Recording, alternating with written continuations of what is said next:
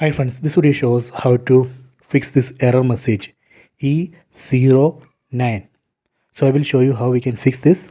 First we need to understand meaning of this error message E09. The meaning of this error is the protective materials are not removed.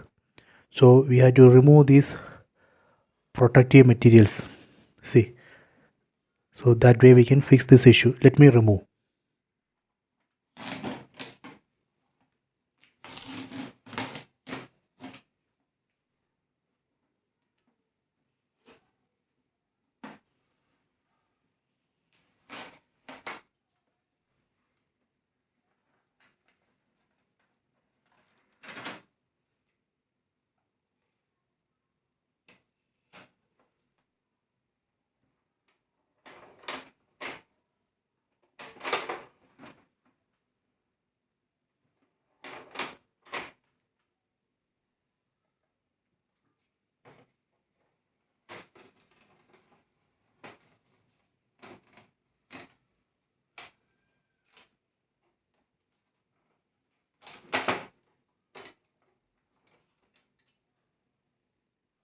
See, this is our main protective material that we need to remove, so that way we can fix error E09.